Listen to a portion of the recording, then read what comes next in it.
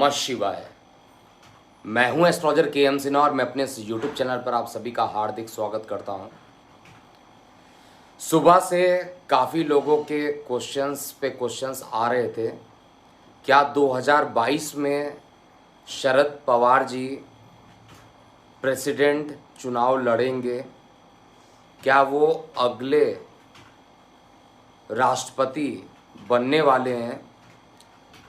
इसका ज्योतिषीय प्रेडिक्शन मैं दे रहा हूँ। अभी मैं गोरखपुर सेंटर से लाइव हूँ और सबसे पहले इस प्रेडिक्शन को देने से पहले बता दूँ, इनका जो बर्थ डिटेल मेरे पास प्राप्त है वो 12 दिसंबर 1940 है। 12 दिसंबर 1940 समय है सुबह का 7 बजे और जो टाइमिंग है वो सुबह का 7 बजे टाइमिंग है और जो प्लेस है बारामती महाराष्ट्र का टाइमिंग है, ये प्लेस ऑफ बर्थ है।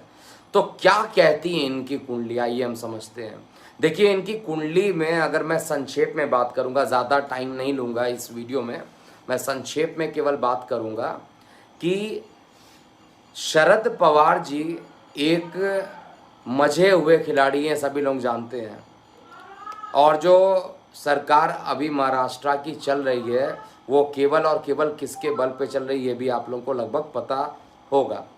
तो मजे हुए खिलाड़ी हैं, 80 साल की एज है और राजनीति के लंबे पड़ाव पर यानी बहुत बड़े नेता माने जाते हैं। तो अब क्या इनका राष्ट्रपति बनना तय है?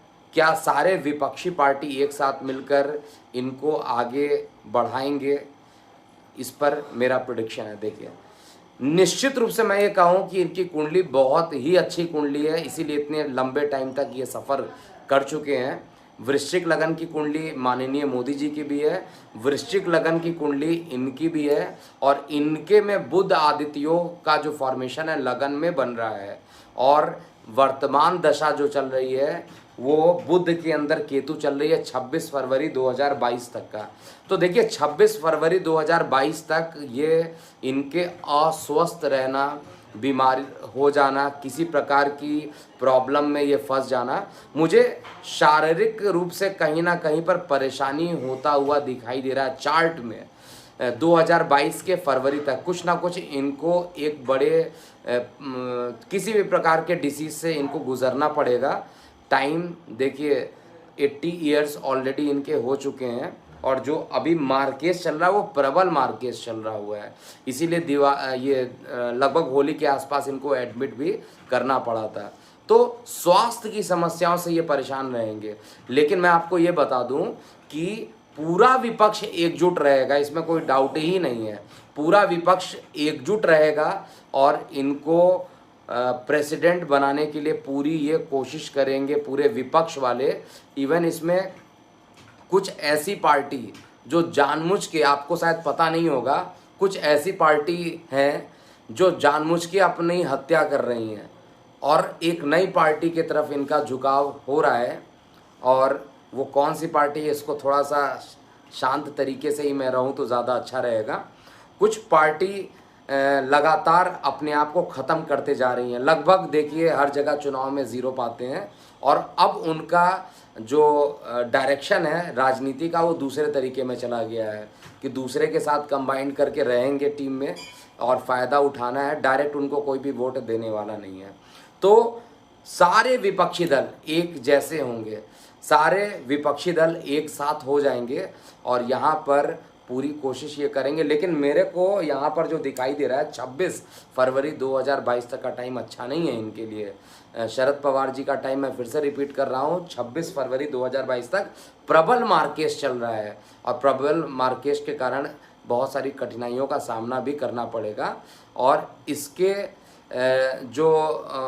लिए जो मैंने चेक किया हुआ है, 26 फरवरी 2022 के बाद का जो टाइम रहेगा उसमें बुध के अंदर शुक्र चलेगा।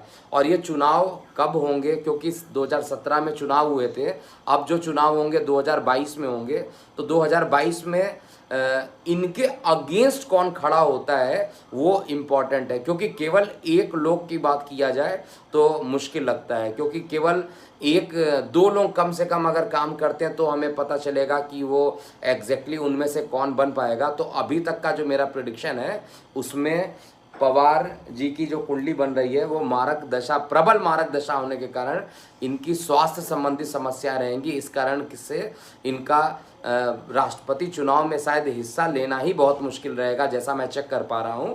और बाकी मेरे प्रेडिक्शन में जब तक दूसरा इनके अगेंस्ट कौन नाम आता है वो मुझे पता नहीं चल पाए तब तक हम ये चेक कर सकते हैं। तो फिलहाल आज का जो पॉइंट है उसमें एक चीज़ तो कन्फर्म है कि शरद पवार जी की दशा मारक दशा चल रही है, इसलिए यहाँ पर राष्ट्रपति चुनाव आकर जीत जाए ये मुश्किल लग रहा है। हालांकि सारी पार्टी इनको प्रमोट करेंगी, सारी विपक्षी पार्टी इनको प्रमोट करेंगी, इसमें कोई भी डाउट नहीं है, लेकिन राष्ट्रपति चुनाव ये जीतेंगे नहीं जीतेंगे दूसरे भी जो हैं उनके लिए भी हमें चेक करना पड़ेगा, हमें समय का इंतज़ार करना पड़ेगा। 26 फरवरी 2022 तक तो टाइम इनके लिए अच्छा बिल्कुल भी नहीं है। और उसके बाद भी अगर ये मई में भी चुनाव होते हैं तो बुध के अंदर शुक्र चलेगा और उसके अंदर प्रत्यंतर में शुक्र 15 अगस्त 2022 तक चलेगा। अब शुक्र इनकी जो कुंडली मैं देख रहा हूँ वो विपरीत राजयोग की कंडीशन में बना हुआ है, तो विपरीत राजयोग की कंडीशन में इनको हेल्पफुल करेगा, लेकिन अंतिम परिणाम, अंतिम प्रेडिक्शन जो होगा वो इनके अगेंस्ट कौन कौन किनका नाम आ रहा है उसके बाद ही पता चल पाएगा। फिलहाल 26 फरवरी तक का टाइम इनके लिए अच्छा नहीं है। अभी के लिए इतना ही। आपको क्या लगता है किनको अगला प्रेसिडेंट बनना चाहिए भारत का, ज़रूर कमेंट बॉक्स में आपको लिखना चाहिए, जिससे कि लोगों को भी पता हो कि हम यहाँ पर व्यूवर्स के माइंड में क्या चल रहा है। अभी के लिए इतना ही। मैं हूँ एस्ट्रोलॉजर के एम सिन्हा। ओम नमः शिवाय।